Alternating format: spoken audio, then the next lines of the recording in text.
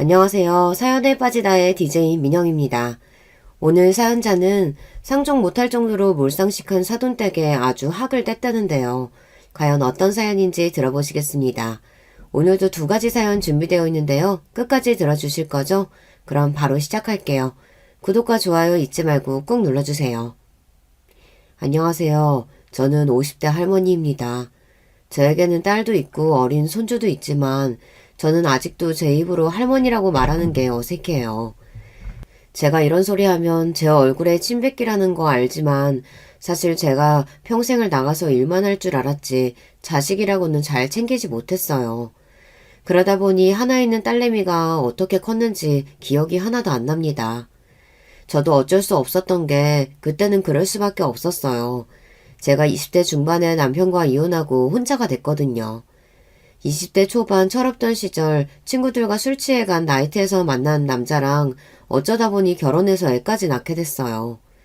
그런데 저와 남편은 애를 낳고도 지겹게 매일 싸웠습니다. 한 번은 제가 퇴근하고 들어왔는데 집안 꼴이 엉망이더라고요. 더군다나 어린 딸아이가 자고 있을 시간이었는데 방에 없었어요. 저는 놀라서 시부모님이 하는 가게로 찾아갔습니다. 시부모님 가게가 집에서 걸어서 10분도 걸리지 않았거든요.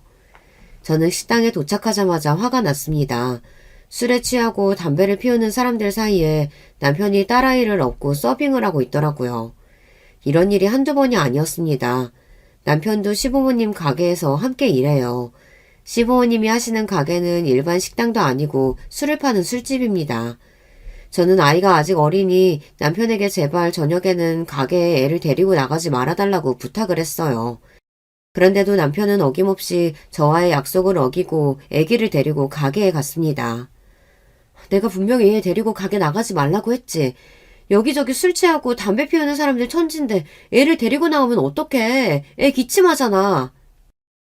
엄마인 제가 바쁘다는 핑계로 애를 잘 돌보지 못하다 보니 그때까지 남편이 혼자 고생하기는 했어요. 남편에게 미안한 마음이 없었던 건 아니지만 그래도 남편이 제모까지 딸아이를 잘 돌봐주기를 바랬습니다. 그런데 그렇지가 않았어요. 남편은 아이를 돌보는 것보다 항상 부모님이 먼저였어요.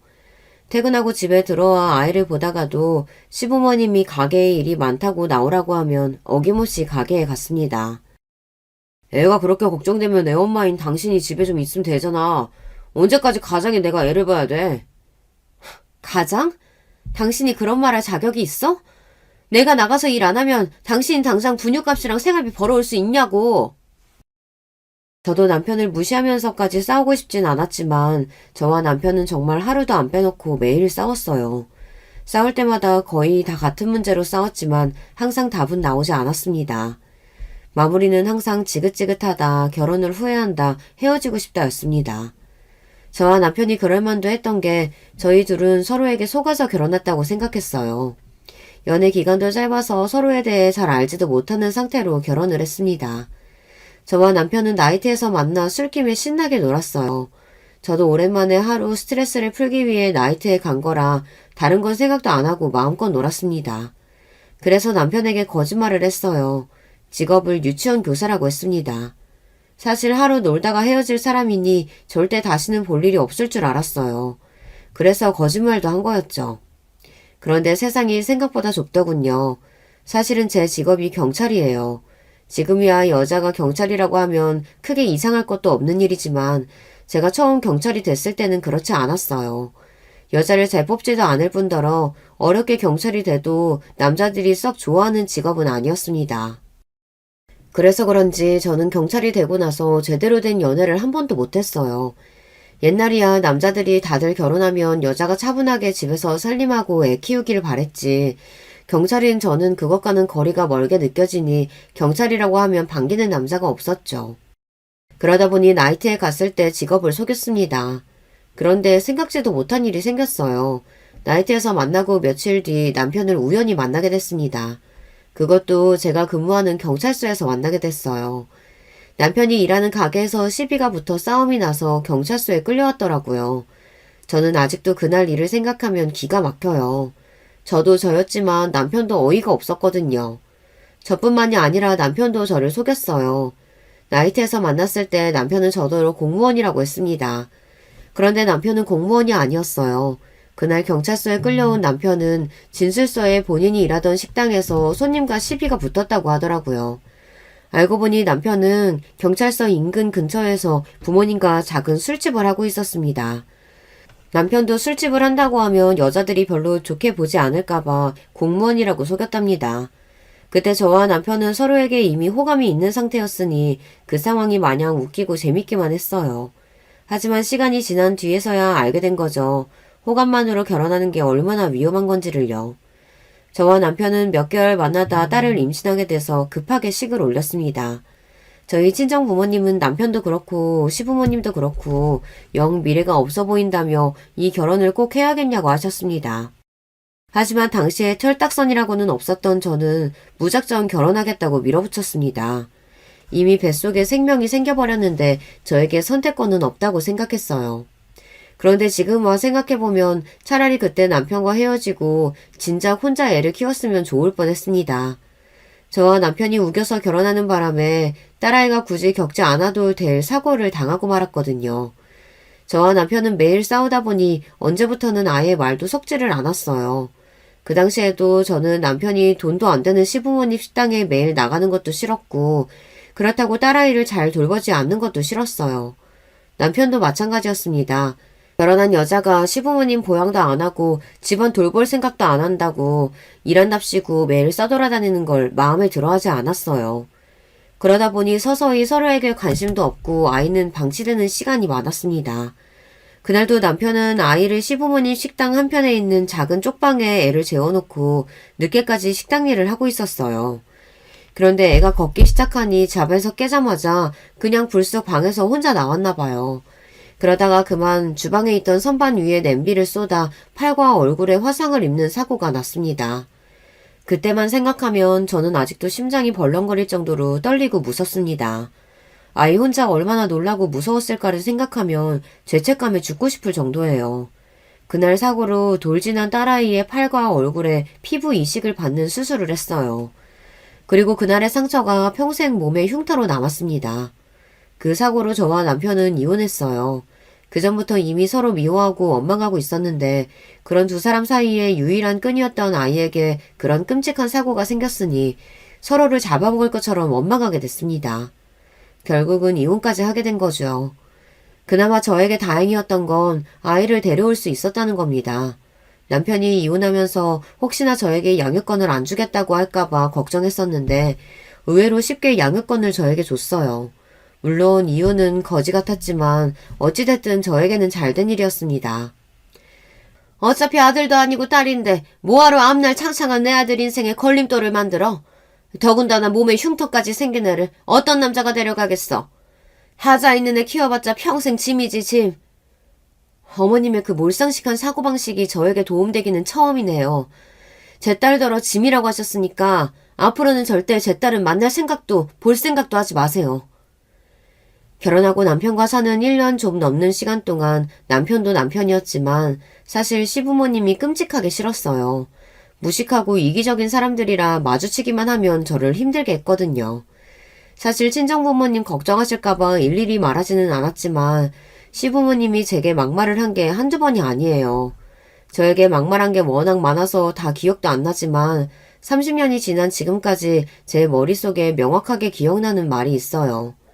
제가 일이 조금 일찍 끝나서 시부모님 가게로 퇴근했어요. 그런데 시부모님이 남편에게 말도 안 되는 소리를 하는 걸 우연히 제가 듣게 됐습니다. 경찰이면 일하다가 죽어도 평생 연금 나오는 거잖아? 아이고 우리 아들 평생 바꿀 물 일은 없겠네. 그래도 애 엄마인데 일하다가 죽으면 안 되지. 엄마는 재수없게 무슨 그런 소리를 해. 평소에 저라면 그 순간 바로 달려들어가 무슨 말을 그따위로 하냐고 따져 물었겠지만 그날은 저도 나설 수가 없었어요. 그 정도로 마음이 아팠습니다. 아무리 서로 애틋할 정도의 애정은 없다고 해도 그래도 자식까지 낳고 산 부부이고 가족인데 어떻게 없는 자리에서 저런 소리를 할 수 있는 건지 이해가 안 됐습니다. 저는 그때 정이란 정이 다 떨어졌어요. 이혼을 결심한 이후 그런 사람들과 다시는 안 봐야 된다고 생각하니 저는 속이 다 후련했습니다. 저는 이혼하고 바로 친정으로 들어와 살았습니다. 부모님께서 그렇게 하라고 하셨거든요. 당신들이 딸아이는 알아서 잘 키워줄 테니 저에게는 일이나 열심히 하라고 했어요. 자식에게는 엄마도 필요하고 아빠도 필요하지만 제일 중요한 건 안정적이고 따뜻한 울타리가 있어야 한다는 거야. 나랑 네 아버지가 우리 손주한테 제일 안정적이고 따뜻한 울타리 되어줄 테니까 너는 자식 앞에서 떳떳한 어미가 되어줘. 어쩌다 보니 결혼도 하고 아이도 낳고 이혼도 하게 됐지만 사실 저는 당시에 굉장히 혼란스러웠어요. 딸아이를 너무 사랑하고 잘 키워내고 싶지만 저에게는 부족한 게 너무 많았습니다. 아이를 낳기만 했지 육아라고는 해본 적이 없으니까요. 그런 와중에 부모님께서 도와주시겠다고 하시니 감사했습니다. 사실 제가 이혼하고 애를 데리고 본가에 들어갔을 때 부모님께서 그러기에 결혼하지 말라고 하지 않았냐 다그치시면 어쩌나 걱정을 했었거든요. 그때부터 부모님께서 도와주신 덕분에 제 딸은 건강하고 씩씩하게 잘 자랐습니다. 물론 얼굴과 팔에 화상 자국이 조금 남아있다 보니 학창시절 딸아이가 조금 힘들어하기는 했어요. 어릴 때는 철없이 놀리는 애들도 있으니까요. 하지만 딸아이는 그래도 비교적 씩씩하게 잘 이겨내는 듯 보였습니다. 저를 닮아서 공부도 곧잘하고 친구들과도 잘 지냈거든요. 당시에 제가 강력계에 발령받아 일할 때라 아이에게 신경 쓰지 못하고 소홀할 수밖에 없었어요. 그러다 보니 아이 얼굴도 며칠에 한 번 볼까 말까 했습니다. 그래도 전 나름대로 딸아이에게 전화도 자주 하고 늦게 들어와도 항상 방에 들어가 잠깐이라도 이야기도 나누려고 했습니다. 그런데 딸아이도 사춘기가 왔는지 고등학교에 들어가서는 도통 저에게 곁을 잘 내두지 않더군요. 그러다가 한 번 크게 딸아이와 싸운 적이 있었어요. 어느 날이었습니다. 학교에서 선생님께 연락이 왔어요. 딸애가 학교에서 친구들과 담배를 피우다 걸려서 교무실에 잡혀왔답니다. 그래서 부모님 면담을 해야 하니 학교로 오라고 하더군요. 저는 순간 별의별 생각이 다 들었습니다. 명색이 엄마라는 사람이 강력계의 경찰인데 자식 새끼가 담배를 피우는지도 모르고 있었으니까요. 저는 곧바로 학교에 갔습니다. 그러고는 선생님께 머리를 숙이고 인사를 드렸어요. 그 일로 딸아이는 2주 동안 정학을 당하게 됐습니다. 저는 이 상황이 너무 속상하고 믿기지 않았어요. 착한 내 딸이 그럴 리 없는데 이게 다 무슨 일인가 싶었죠. 그날 딸아이를 데리고 집에 오는 길에 저는 결국 참지 못하고 딸에게 퍼붓고 말았습니다. 너 정신이 있는 애야 없는 애야? 엄마가 경찰인데 딸년이 담배 피우고 다녀? 그것도 학교 안에서? 그 순간 딸아이의 표정을 저는 아직도 잊지 못합니다. 커다란 눈동자에 눈물이 가득 고여서는 억울한 듯 입술을 나양 깨물고 있었어요. 저는 순간 뭔가 잘못됐다는 걸 깨달았지만 이미 늦었더군요. 엄마 정말 경찰 맞아? 엄마는 선생님 하는 말만 믿고 나한테는 어떻게 된 일인지 물어도 안 보는 거야? 순간 딸아이의 눈빛은 원망으로 가득 차 있었어요. 저도 모르게 말문이 턱하고 막히고 말았어요. 그때였어요. 딸아이는 닭똥 같은 눈물을 펑펑 흘리며 서럽다는 듯 울부짖었어요. 나 담배 안 피워. 반에 나 괴롭히는 애들 있는데 걔들이 쉬는 시간에 갑자기 불러서 가보니까 내 얼굴에 화상 자국이 꼭 담배로 지진 것 같다고 자꾸만 대조해보자고 담뱃불 들고 괴롭히다 선생님한테 걸린 거야. 딸아이의 말을 듣자마자 저는 심장이 철렁 내려앉는 것만 같았습니다. 당시에 제가 20년을 경찰로 살면서 억울한 일을 겪은 사람들을 수도 없이 봐왔고 도왔는데 정작 제 딸의 억울함은 생각지도 못하고 있었어요. 그걸 그냥 가만히 있었어? 선생님께 바로 이야기했어야지. 너까지 담배 피우다가 걸린 것처럼 가만히 있으면 어떡해. 저는 어쩌면 경찰로서 자격이 없는지 모르겠습니다. 딸아이의 이야기를 듣는데 도무지 이성적으로 판단할 수가 없었어요. 반면 딸아이는 저의 부족한 부분을 이미 정확하게 알고 있었습니다. 엄마도 내 말 안 믿어주는데 선생님이라고 내 말을 믿겠어? 그대로 돌아선 딸아이는 뒤도 안 돌아보고 혼자 집으로 돌아갔습니다. 그 순간 저는 가슴에 돌덩이가 앉은 것처럼 속이 답답하고 숨도 제대로 쉬어지질 않았어요. 저는 그제야 알았습니다. 딸아이에게는 눈에 보이는 상처뿐만이 아니라 제가 모르는 마음의 상처도 가득하다는 걸요. 언제나 저는 딸아이가 알아서 잘 자라고 있는 줄 알았어요. 그런데 제 생각은 완전히 틀렸습니다. 딸아이는 엄마도 아빠도 없이 혼자 냉혹한 전쟁터에서 살아남는 거였어요. 저는 뒤늦게라도 딸아이와 잘 지내보려고 부단히도 노력했습니다. 그동안 써본 적 없던 휴가까지 내고 딸아이와 시간을 보내려고 노력했어요. 그런데 이미 늦었는지 딸아이는 제게 관심도 없었습니다. 여행 가자, 맛있는 거 먹으러 가자 아무리 꼬셔도 소용없었어요. 한 번은 그런 적도 있습니다. 딸아이가 한참 예민한 고3 때였는데 그래도 그전에는 같이 밥이라도 먹어주더니만 그때는 아예 저와 밥도 안 먹으려고 하더라고요. 독서실에서 돌아온 딸이 혼자 밥을 먹고 있길래 제가 건너편에 앉았더니만 말도 없이 바로 일어나 그릇을 싱크대에 넣어버리고 방에 들어가 버리더라고요. 그때의 서운함은 정말 말로 표현할 수가 없었어요. 가슴이 찢어지는 것 같았습니다. 한번 틀어진 모녀 사이가 웬만해서 좋아질 기미가 없었습니다. 제가 다가가려고 해도 딸은 저를 밀어냈어요. 저와 딸의 사이가 이렇게 될 줄은 몰랐는데 저와 딸은 마음속에 쌓인 앙금을 제대로 풀지 못한 상태로 시간을 흘려보내고 말았습니다. 딸은 대학을 졸업하고 성인이 되자마자 기다렸다는 듯 집을 나가고 싶어 했어요. 하지만 저는 반대했어요. 그 일로 저와 딸은 또 부딪히게 됐습니다. 직장이 먼 것도 아니고 집에서 회사도 가까운데 뭐하러 나가서 살아. 너 월급 얼마 되지도 않으면서 괜히 동네 파겠다고 나가서 살면 여기저기 흥청망청 쓰다가 돈도 하나도 못 모아.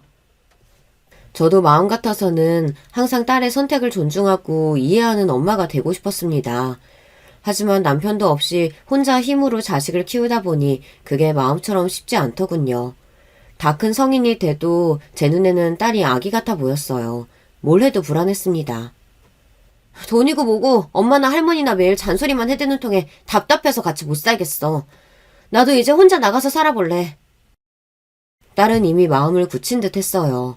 저나 저희 엄마에게 일절 상의도 안 하고 혼자 회사 근처에 월세집까지 이미 구했더라고요. 저도 저였지만 저희 어머니도 많이 서운해하셨어요. 저를 대신해서 평생 제 딸을 키워주셨으니까요. 할머니가 이 나이까지 우리 손녀만 보고 살았는데 우리 소녀 나가버리면 이 할미 이제 무슨 낙으로 살아. 맨날 나 키우느라 허리에 무릎에 나만 하는 거 없다고 구박할 땐 언제고. 이제 와서 아쉽다 그래. 나도 시집가기 전까지는 혼자 살아볼 거야. 딸이 저보다는 어머니 말씀은 그래도 듣는 것 같길래 이번에도 어머니께 못 나가게 해달라고 부탁을 드렸어요. 그런데 애가 고집이 얼마나 센지 어머니가 이야기를 해도 듣지를 않더라고요. 딸은 결국 독립해 나갔습니다. 저는 매일 퇴근하고 집에 들어올 때마다 딸아이의 빈방을 볼 때면 마음 한편이 시렸어요. 얘가 오늘도 별일 없이 잘 보냈나, 혼자 밥은 잘 먹었나 걱정되더라고요. 그럴 때마다 딸아이에게 전화를 했어요. 매일 집에 오면 당연하게 보던 애를 못 보니 자꾸만 눈에 밟히고 보고 싶더라고요. 반면 딸녀는 엄마가 전혀 보고 싶지도 않은 건지 연락해도 전혀 반가워하지 않더라고요. 항상 시큰둥하게 전화를 받았어요. 내가 엄마 필요할 때는 매일 아는 척도 안 하고 옆에도 없더니만 집 나오고 나니까 왜 이렇게 간섭을 해? 엄마 혹시 나 감시해? 엄마가 딸 보고 싶어서 오랜만에 연락한 건데 너는 무슨 말을 그렇게 하니? 아휴, 아무튼 무뚝뚝하다니까. 다른 모녀지간처럼 딸과 사이좋게 지내고 싶어도 쉽지 않았습니다. 어릴 때 일팽개로 매일 떨어져 있다가 이제와 엄마 노릇을 하려고 하니 딸도 저를 쉽게 받아주지를 않았어요. 그러던 어느 날이었습니다. 딸아이 생일이 며칠 남지 않았길래 제가 하루 날을 잡고 딸이 좋아하는 반찬이랑 미역국을 끓여 딸이 혼자 사는 집으로 갔어요. 그런데 생각지도 못한 일이 벌어졌습니다. 딸 집 초인종을 누르자 난생 처음 보는 남자가 문을 열고 나왔어요. 남자는 딸아이와 비슷한 또래 같아 보였습니다. 저는 놀라서 집 호수를 한 번 더 확인했어요. 제 딸 집이 분명했습니다. 그 순간 현관문을 열고 들어온 남자가 제게 꾸벅 인사를 하더군요. 나래 어머니세요? 안녕하세요. 나래 아직 회사에서 안 들어왔어요. 저를 향해 엉거주춤 인사하는 남자애를 빤히 올려다봤습니다. 지금 내 눈앞에 이놈이 딸애와 무슨 사이인지만 궁금했어요. 아, 맞아요. 나래 엄마 되는 사람이에요. 근데 그쪽은 누구세요? 전 나래 남자친구예요. 이 집에서 같이 살고 있어요.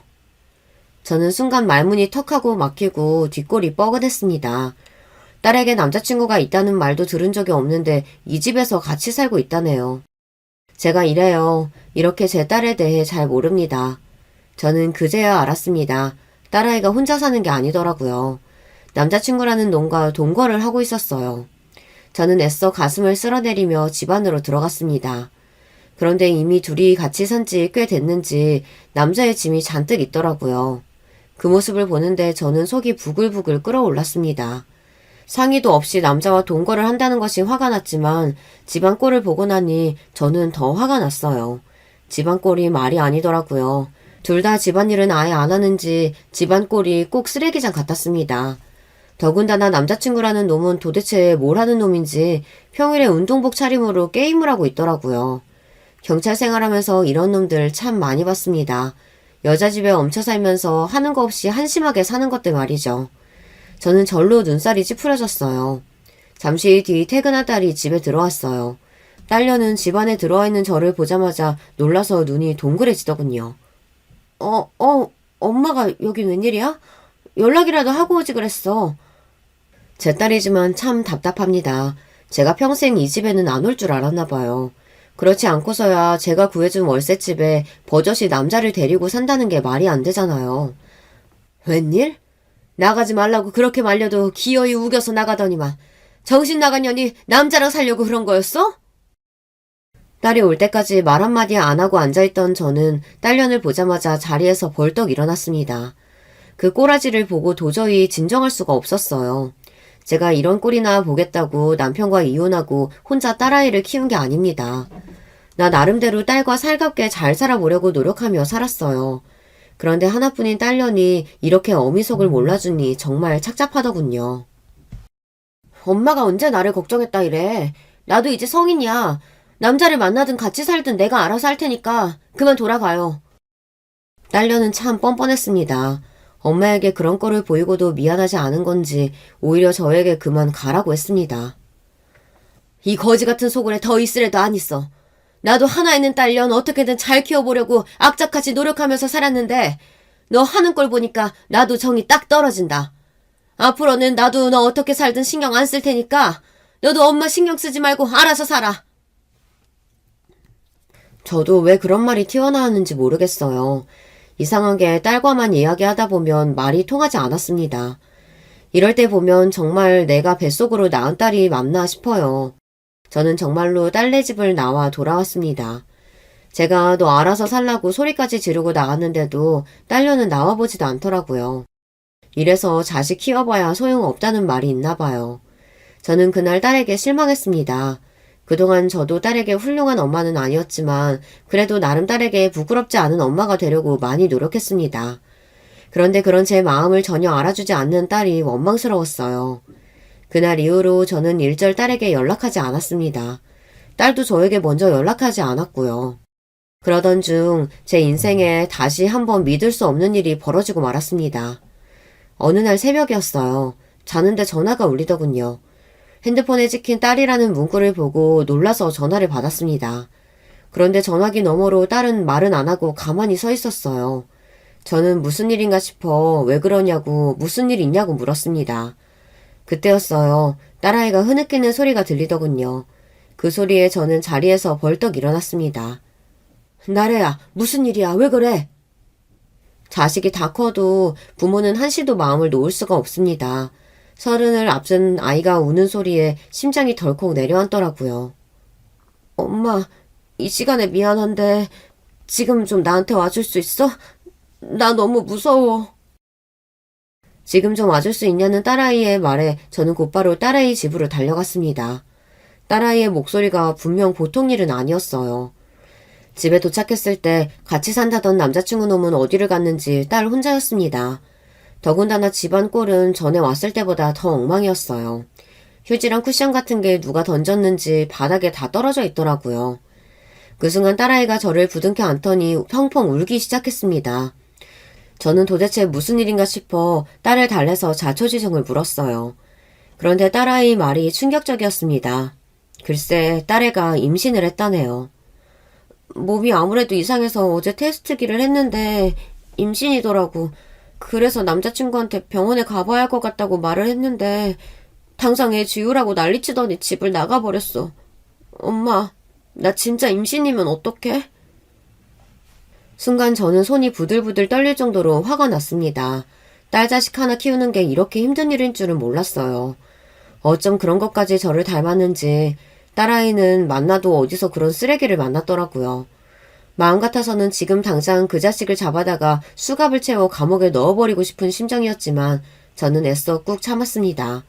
지금은 딸아이를 진정시키는 게 먼저니까요. 저는 대충 짐을 챙겨 딸애를 집에 데리고 왔습니다. 그리고 우느라 지친 몸을 녹여주고 잠부터 재웠어요. 오랜만에 딸애가 자는 모습을 가만히 보고 있는데 마음이 좋지 않았어요. 속상해서 잠도 못 자겠더라고요. 딸 팔자는 엄마를 닮는다는데 이게 다 저를 닮아 일어나 싶더라고요. 저는 딸아이가 생겨서 덥석 결혼해서 고생을 꽤 했으니까요. 다음날 저는 휴가를 내고 딸애와 병원부터 갔습니다. 역시나 딸은 임신이 맞았어요. 저는 그 순간 오만 가지 생각이 다 들었습니다. 저도 제가 이럴 줄은 몰랐는데 솔직한 심정으로는 애를 지우고 아무 일 없다는 듯 살게 하고 싶었어요. 하지만 딸아이는 아예 그럴 생각이 없어 보였습니다. 그 자식이 뭐라고 하든 나는 아이 낳을 거야. 혼자서라도 키울 거야. 도대체 누굴 닮았는지 제 딸은 고집이 참 세요. 본인이 하겠다고 마음먹은 일은 무조건 하고 맙니다. 그 성미를 누구보다 잘 아는 저는 그런 딸을 말려봐야 소용없다는 것도 알고 있었죠. 그날 이후 저는 고민이 많았습니다. 어떻게 하는 게 제 딸에게 가장 좋은 방법일지 몇 날 며칠을 고민했어요. 고민 끝에 내린 결론은 우선 애아빠와 이야기를 나눠보는 거였습니다. 아무리 마음에 안 들어도 애아빠인데 이야기는 나눠봐야 할 것 같았어요. 이러다간 제 딸이 미혼모가 되게 생겼으니까요. 딸아이에게 연락처를 받아 남자친구 놈을 따로 만났습니다. 저는 그 놈을 만나러 가기 전에 부단히도 마음을 잡았어요. 절대 화내지 말자, 소리 지르지 말자, 다짐하고 또 다짐했습니다. 그리고 그 녀석을 만났습니다. 녀석은 그래도 일말의 양심은 있는지 제 눈도 똑바로 바라보지 못하더군요. 저는 애써 좋게 좋게 말을 이어나갔습니다. 자네도 많이 놀랐지? 그래도 어떡하나. 일이 이렇게 됐는데 어른으로서 마땅한 책임은 져야지. 제 말에 녀석은 한동안 말이 없더니만 이내 입술을 뗐습니다. 아시겠지만 저는 아직 변변한 직장도 없고 집도 없어요. 부모님도 어릴 때 이혼하시고 어머니랑 친척집 여기저기 전전하면서 사느라 도와줄 사람도 없고요. 제대로 이야기해보기 전까지만 해도 제 딸이 왜 저런 놈이랑 살았나 이해가 안 됐는데 그날 보니 조금은 이해가 되더라고요. 서로 비슷한 가정 환경에서 자랐으니 마음이 통했나 봐요. 그렇게 생각하고 보니 저도 딸아이 남자친구에게 조금 마음이 갔습니다. 애가 생겼는데 그런 게 다 무슨 소용이야. 내가 도울 수 있는 건 다 도와줄 테니까 우선 둘이 식부터 올리자. 저는 지금까지 그날 그 순간을 후회해요. 혹시나 내 딸이 남편도 없이 혼자 애 키우며 살게 될까봐 그게 무서워서 딸과 딸 남자친구를 몰아붙이며 제가 다 알아서 해줄 테니 식만 올리라고 했습니다. 지금 생각해보면 제가 자존심이 상해서 제 자존심을 지키기 위해 그랬던 건지도 몰라요. 저도 이혼하고 혼자 애 키우면서 주변에서 별의별 소리를 다 들으며 살았다 보니 주변 사람들의 시선이 의식됐습니다. 평생 제 걱정만 하며 산 어머니가 또 걱정하실 걸 생각하면 마음이 아프기도 했고요. 그렇게 저는 정신없이 딸을 결혼시켰습니다. 둘이 좋아서 돈 것까지 했던 사이니 식만 올려주면 알아서 잘 살겠거니 했어요. 그런데 그게 생각처럼 쉬운 일이 아니더군요.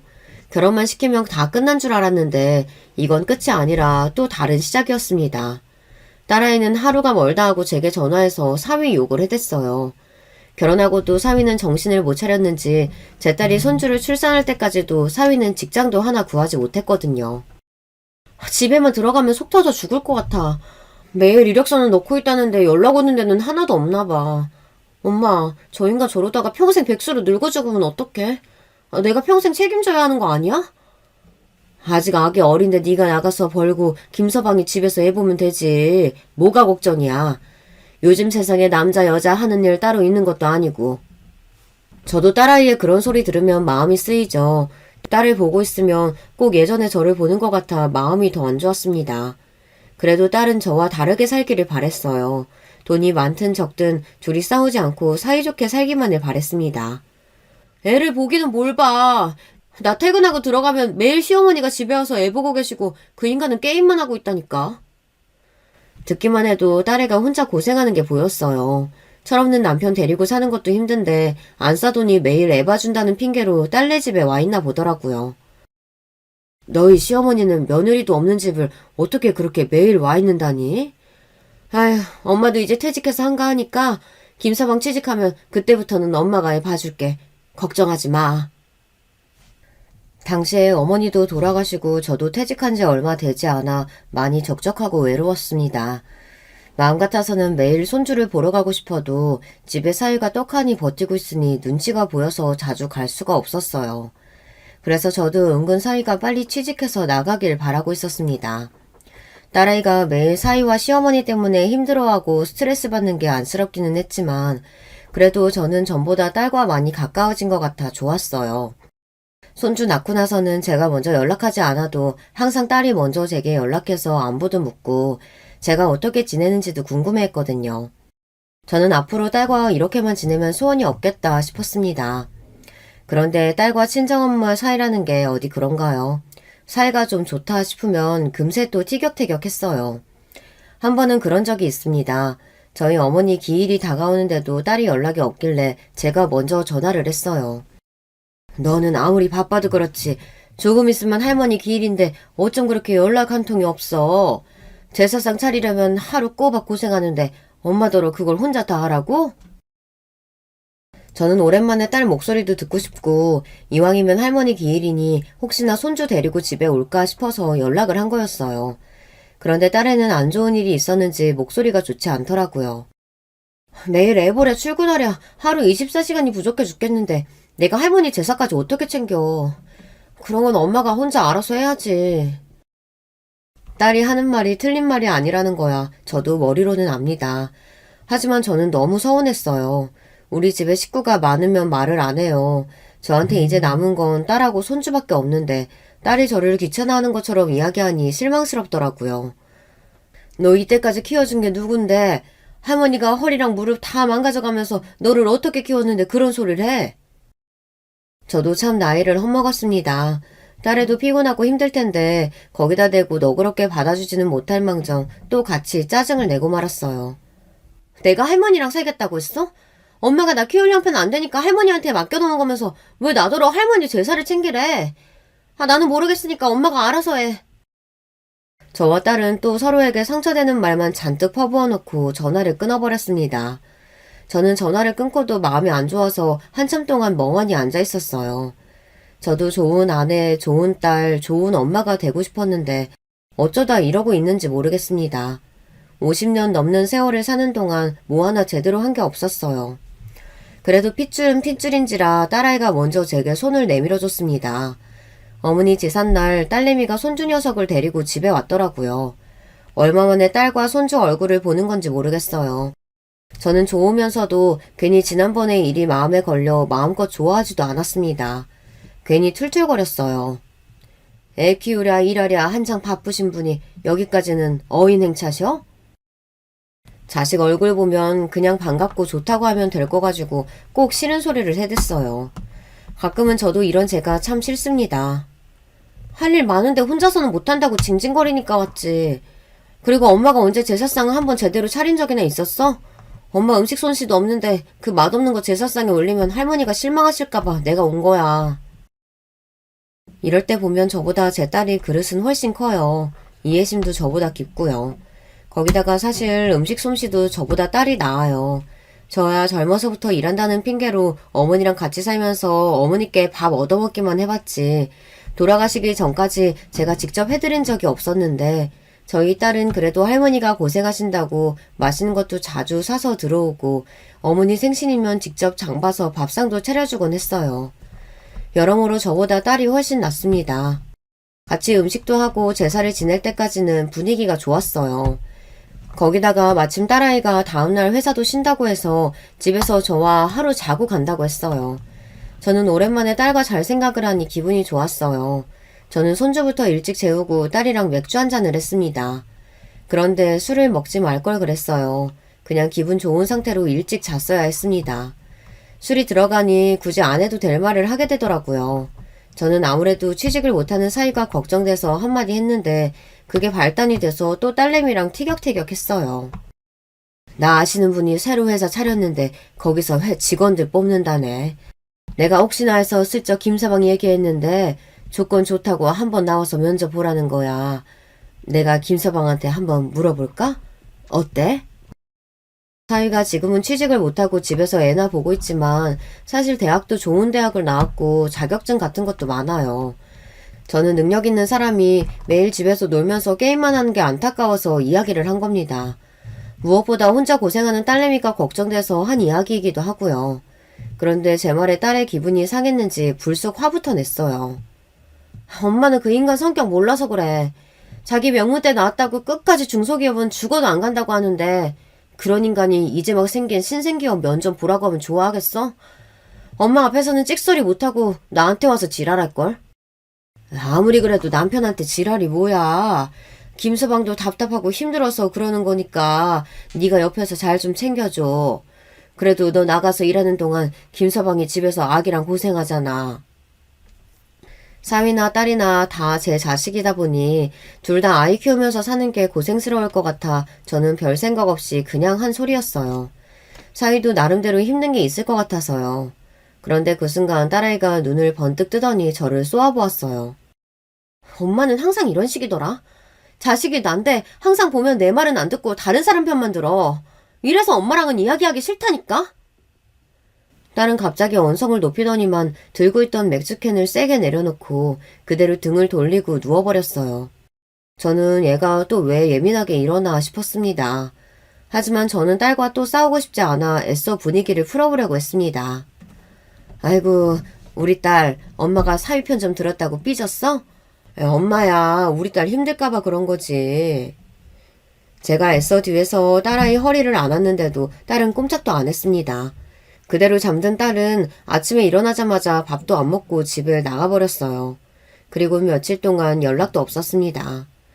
딸애가 집을 왔다가 그냥 그렇게 가버린 게 아무래도 마음에 쓰여서 저는 딸애가 좋아하는 반찬을 바리바리 싸서 딸네 집에 갔습니다. 애 키우랴 일하랴 얼마나 힘들지 제가 잘 아는데 제가 딸아이에게 그런 모진 소리를 했다는 게 저도 너무 미안해서요. 그런데 그때 딸네 집 앞에 도착한 저는 깜짝 놀라고 말았어요. 3층에 사는 딸 목소리가 1층 현관까지 들리고 있었어요. 사위와 싸우는지 펑펑 울면서 울부짖는 소리가 들렸습니다. 그때였어요. 1층에 사는 주민이 내려오면서 위에서 들리는 소리를 듣고는 혼자 중얼거리는데 그 소리를 제가 듣고야 말았어요. 아이고 303호 또 시작이네. 어린애도 키우는 집 구석이 왜 저렇게 매일 싸워. 순간 저는 놀라서 지나가는 주민을 붙잡았습니다. 그리고 제가 303호 사는 애 엄마, 친정 엄마인데 평소에도 저렇게 많이 싸우느냐고 물었어요. 그러자 당황한 주민분도 말을 할까 말까 고민하시더니만 결국은 이야기를 하더라고요. 303호 애엄마 친정엄마라고 하시니까 하는 말인데 아유 애가 어려도 웬만하면 그냥 이혼시켜요. 303호 애아빠 매일 소리 지르고 욕하고 난리도 아니에요. 이 건물에서 아주 유명하다니까요. 거기다가 얼마 전에는 애 엄마 때리기까지 하는지 애 엄마가 출근하는데 모자까지 푹 눌러쓰고 나가더라니까. 저는 이야기를 듣는데 순간 얼굴이 터질 정도로 빨개졌습니다. 너무 화가 나서요. 저는 곧바로 계단을 정신없이 올라갔어요. 그리고 놓고 할 새도 없이 현관문을 열고 집 안으로 들어갔습니다. 그런데 그 순간 제 앞에서 벌어진 상황은 충격적이었어요. 거지 같은 사위놈이 도대체 무슨 짓을 했는지 집안의 모든 집기를 바닥에 다 던져서 뒹굴고 있더라고요. 더군다나 제 딸은 바닥에 넘어져 있었습니다. 거기다가 더 충격적이었던 건 그 자리에 바로 안싸돈이 있었다는 거예요. 손줄을 등에 업은 채 떡하니 있었어요. 저는 놀라서 제 딸에게 먼저 달려갔습니다. 그런데 그 순간 저는 딸아이 얼굴을 보자마자 소스라치게 놀랐어요. 정말 아랫집 아줌마 말대로 악마 같은 사위 새끼가 제 딸을 때렸는지 얼굴에 시퍼렇게 멍이 들어있더라고요. 저는 손이 부들부들 떨릴 정도로 화가 나서 이게 다 무슨 일이냐고 사위에게 소리쳤어요. 너 이 새끼 미쳤어? 어디 감히 내 딸 얼굴에 손을 대? 사돈이 이 꼴을 보고도 안 말리고 뭐하고 있었어요? 저는 순간 이성의 끈이 끊어져 버리고 말았습니다. 순식간에 사위에게 달려들어 멱살을 잡았어요. 제가 이래봬도 강력계 형사까지 하고 퇴임한 사람이에요. 제가 아무리 나이가 들었어도 이런 허술한 새끼 쓰러뜨리는 건 일도 아닙니다. 저는 이대로는 안 되겠다 싶어 손을 번쩍 들었습니다. 그리고 제가 사위의 뺨을 내리치려던 순간 뒤에 있던 안사돈은 순식간에 저에게 달려들었어요. 아이고, 지금 뭐 하는 거예요? 어디 감히 내 자식 몸에 손을 대? 네 자식이 내 자식한테 먼저 손 댔잖아. 이 못난 자식이 어디 할 짓이 없어서 여자 몸에 손을 대? 저는 안사돈의 포효에도 아랑곳하지 않고 사위의 멱살을 다시 잡았습니다. 그런데 그때였어요. 가만히 있으면 반이나 갈 안사돈이 하지 말았어야 할 말을 내뱉고 말았습니다. 이거 안 나? 여자가 맞을 짓을 했으니까 우리 아들도 그랬지. 우리 아들이 괜히 그랬겠어? 사돈이 몰라서 그렇지. 사돈 딸내미 드세도 얼마나 드센데. 새아기 쟤는 좀 맞아야 정신을 차린다니까. 순간 저는 잡고 있던 사위의 멱살을 세게 내려놓았습니다. 그리고 고개를 돌려 안사돈을 쏘아부었어요. 당신 지금 그걸 말이라고 해? 이 집구석 아주 안 되겠네. 내가 웬만해서는 말로 해결하라고 했는데 도저히 안 되겠어. 오늘 너 죽고 나 죽자. 너희 새끼 이리 와. 저는 그대로 사위에게 달려들어 사위의 머리끄댕이를 낚아챘습니다. 그리고 마구 흔들어 머리털을 다 뽑아놨어요. 장모님! 지금 뭐 하시는 거예요? 장모님? 내가 왜 네 장모야? 너희 자식, 네가 감히 내 딸을 건드려? 내가 너 깜빵 보내고 콧망 먹게 해줄 테니까 그런 줄 알아! 저는 사위 머리털을 다 뽑아놓고도 분이 풀리지 않았습니다. 저는 바로 제가 아는 후배 경찰에게 전화해 당장 사위 새끼를 잡아가라고 신고했어요. 그 순간 사위는 물론이고 안사돈까지 놀라서 난리가 났습니다. 사돈, 지금 제정신이에요? 애오빠를 신고하면 어떡해요? 집안 풍비박산 낼 일 있어요? 안사돈은 제가 신고하겠다고 하자 그제야 정신이 들었는지 제 손목을 잡으면서 제발 좀 고정하시라고 했어요. 안사돈도 아시잖아. 부부가 살다 보면 치고받고 싸우기도 하는 거지. 뭘 그런 걸 가지고 신고를 해요. 우리 이성적으로 손주 생각해서 여기서 그만합시다. 장모님, 제가 아까는 순간 너무 화가 나서 실수로 그런 거예요. 제가 나래 얼마나 사랑하는 줄 아시잖아요. 저 나래 없으면 못 살아요. 제가 앞으로 참여하고 나래한테도 장모님한테도 평생 잘할게요. 제발 용서해 주세요. 둘 다 꼴도 보기 싫으니까 이 집에서 당장 짐 싸서 나가요. 저는 더 이상 사돈이니 사위니 하는 그런 인간들의 소리는 듣고 싶지 않았어요. 저는 안사돈과 사위의 눈도 마주치질 않은 채 안사돈 등에 업힌 손줄을 획 뺏어서 뒤도 보지 않고 딸과 방으로 들어갔습니다. 딸아이의 얼굴에 난 멍자국과 집안 상황을 하나도 빼놓지 않고 사진으로 다 찍어뒀어요. 그리고 잠시 뒤 경찰들이 도착했을 때 저는 제가 부눈으로 본 상황과 아랫집 아줌마의 증언을 바탕으로 사위를 고소했습니다. 얼마 뒤 사위는 검찰 조사를 받았습니다. 그날 사위가 딸을 때린 게 사위 자식이 사고를 쳐서 딸아이가 한마디 했는데 거기에 욱해서 그런 거더라고요. 매일 애도 자기 엄마한테 맡기고 컴퓨터 게임만 하더니만 알고 보니 사위놈이 게임을 한 게 아니라 도박 사이트와 연관이 있었어요. 사위가 컴퓨터 공학 전공이라는 건 알고 있었는데 그 좋은 능력을 나쁘게 쓰고 있더라고요. 자기 딴에는 매일 취직도 안 되고 집에서 놀기만 하고 있으니 딸 눈치가 보여서 그런 거라고 한다는데 말이 되질 않았습니다. 그날 제가 갔을 때 도박 사이트에 대해 제 딸이 알게 돼서 사위에게 난리를 쳤었나 봐요. 가장이면 가장답게 나가서 떳떳하게 돈을 벌어야지 뭐 하는 짓이야. 그러다가 체포라도 되면 어쩌려고 그래. 너는 예편내가 어디 감히 남자 하는 일에 간섭이야? 내 아들이 너보다 학벌도 좋고 똑똑한데 어련히 알아서 할까? 자기 아들이 잘못했으면 혼낼 생각을 해야지. 안사돈은 딸이 사위에게 싫은 소리를 하는 게 듣기 싫었는지 그 와중에 끼어들었나 보더라고요. 학벌만 좋으면 뭐래요. 몇 년 동안 그 대단한 학벌 써먹지도 못하고 집에서 저러고 놀고만 있는데. 아이씨구? 얼굴이며 몸에 흉터 있는 거 다 데리고 사라졌더니만 고마운 줄도 모르고 하는 소리 봐라. 어머님, 지금 말 다 하셨어요? 제가 지금까지 어머님한테 어떻게 했는데 그런 소리를 하세요? 그만해. 어디서 우리 엄마한테 큰 소리야? 딸과 안사돈이 티격태격 언성을 높이자 사위가 버럭 소리를 지르며 물건을 던지고 딸아이에게 손찌검을 했대요. 평소에도 화가 나면 그렇게 물건을 던지고 소리를 지르더니만 결국은 딸에게 손까지 댄 거죠.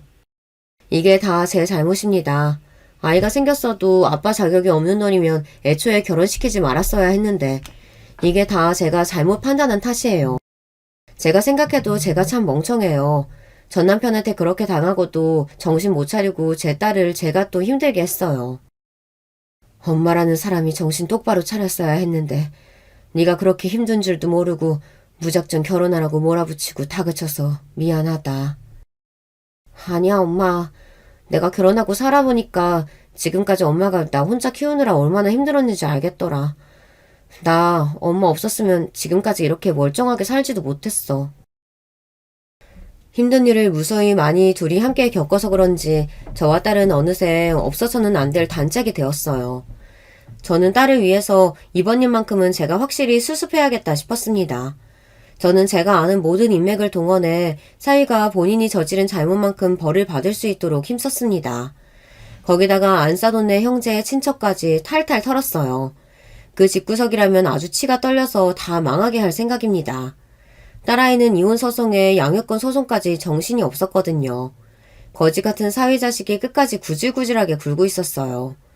양육권은 물론 이혼도 못 해주겠다고 버티고 있었습니다. 사위 입장에서는 그럴만하죠. 사실 결혼하면서 집이며 차며 모두 다 제가 해줬거든요. 사위 앞으로 된 거라고는 카드빚만 잔뜩 남아있으니 어떻게든 이혼 안 하려고 버텼어요. 사위 새끼는 계속해서 억울하다고 법원에 탄원서를 내고 있어요. 하지만 저와 딸은 여기서 멈출 생각이 없습니다. 저런 쓰레기 같은 놈하고는 애 어릴 때 진작 이혼하는 게 답이에요. 얼마 전 딸은 살던 아파트는 부동산에 내놓고 제가 사는 집으로 들어왔어요. 그 집에 더는 살고 싶지 않다고 하더라고요. 옛날에 제가 그랬던 것처럼 저와 딸과 손주가 함께 살고 있는데요.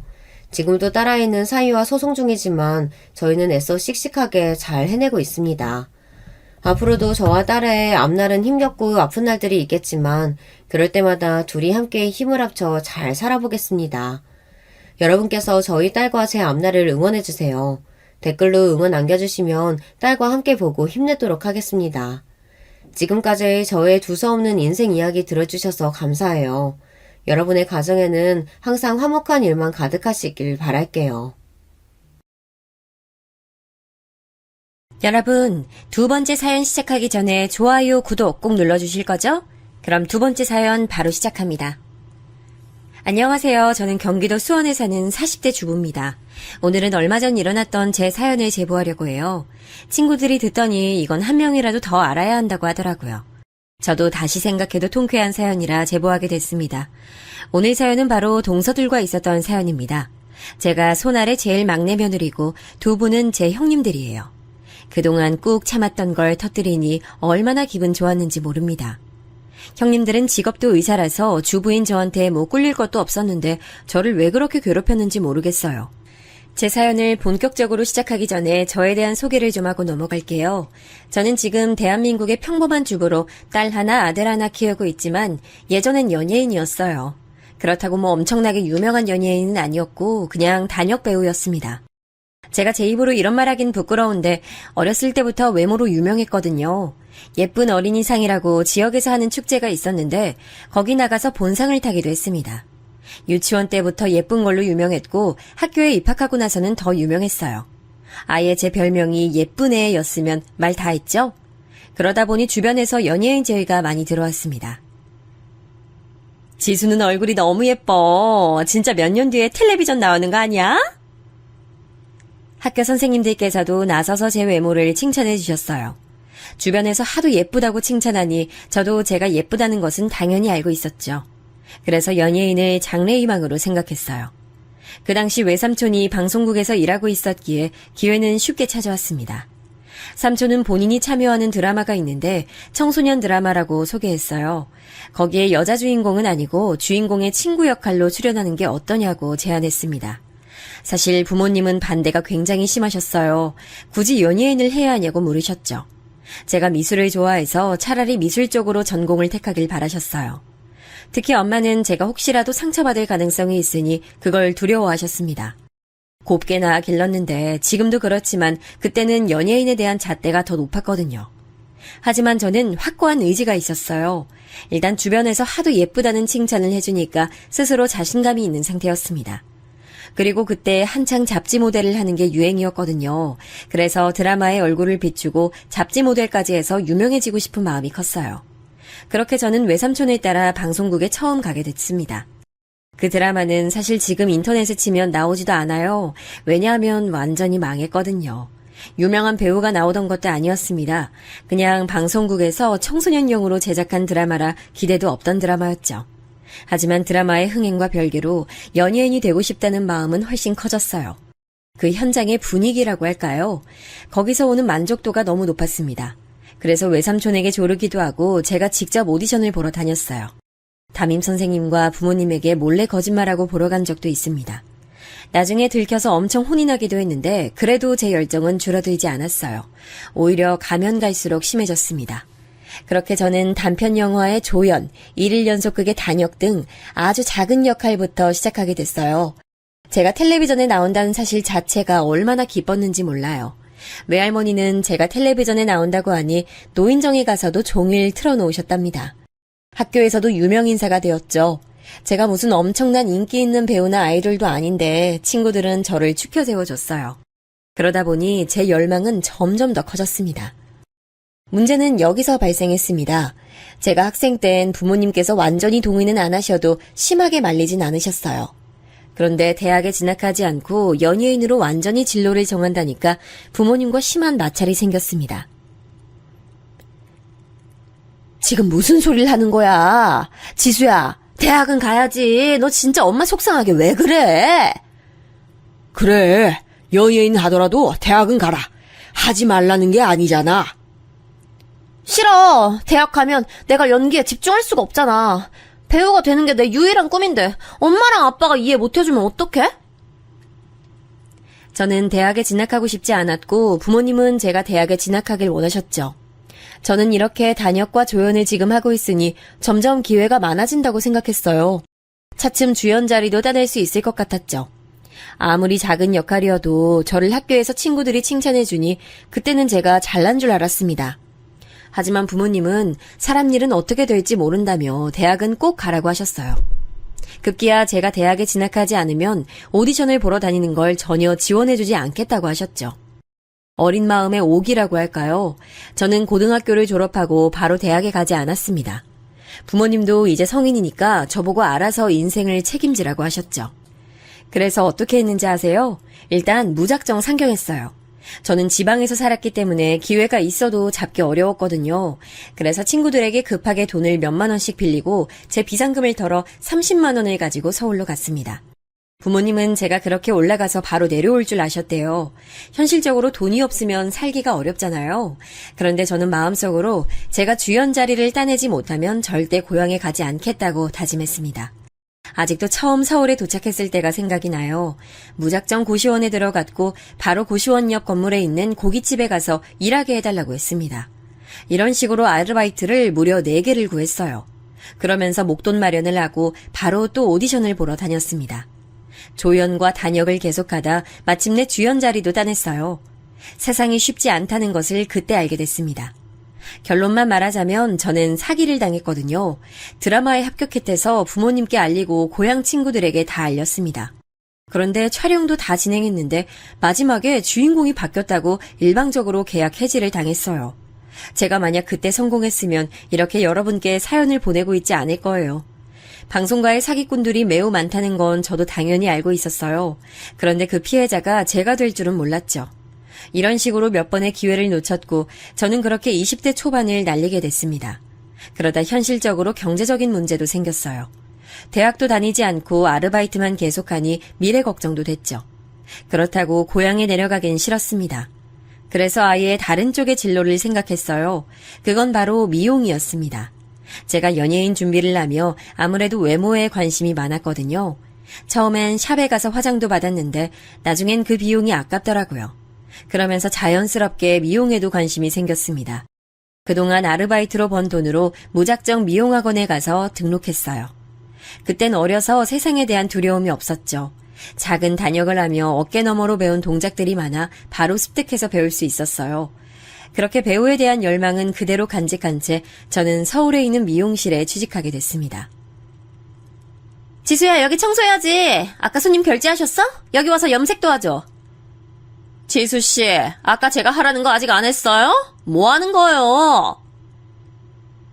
미용실에 취직해서 처음엔 적응하는 게 너무 힘들었어요. 마치 노예가 된 것처럼 선배들을 따라다니며 배웠습니다. 그래도 이대로 고향에 내려갈 순 없으니 버텨야 했죠. 그리고 저는 여기서 지금 남편을 만나게 됐습니다.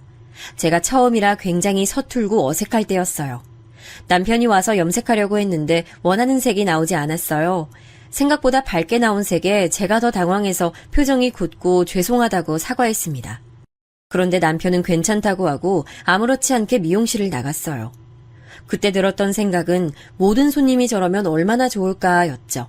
그 뒤로도 남편은 미용실에 자주 나타났어요. 그 미용실이 청담에 있는 고급 미용실이라 일반인들은 자주 오지 않았습니다. 주로 연예인이나 결혼을 앞둔 분들이 많이 오세요. 제가 애초에 취직한 이유도 인맥을 어떻게든 늘리려고 했던 거니까요. 그런데 방송 일을 하는 것도 아닌데 남편은 그 미용실에 자주 와서 머리를 만지고 가곤 했습니다. 나중에 들은 말로는 저를 보러 왔다고 하더라고요. 남자라 머리를 자주 바꿀 순 없으니 영양도 하고 드라이도 하며 저와 안면을 트게 됐죠. 그리고 굉장히 자연스럽게 연인으로 발전했어요. 남편은 그때 대학생이었는데 명문대에 다니는 학생이었습니다. 저는 그런 남편이 똑똑해서 좋았는데 한편으론 결혼은 안 되겠다고 생각했죠. 고향에서도 부모님은 계속 이제 대학을 가라고 압박하셨어요. 그때 친정이 마침 아버지 사업이 잘 되면서 집에 여유가 많이 생겼어요. 아버지는 제가 대학에 가면 지원을 원하는 만큼 해주신다고 하셨죠. 하지만 무슨 오기였는지 저는 대학에 가고 싶지 않았습니다.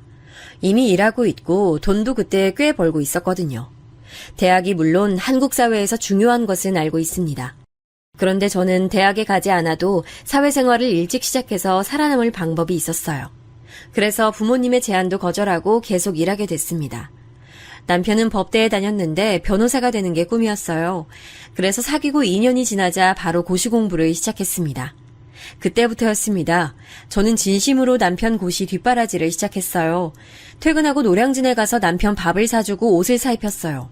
남편은 똑똑했는데 집이 그리 잘 사는 편은 아니었거든요.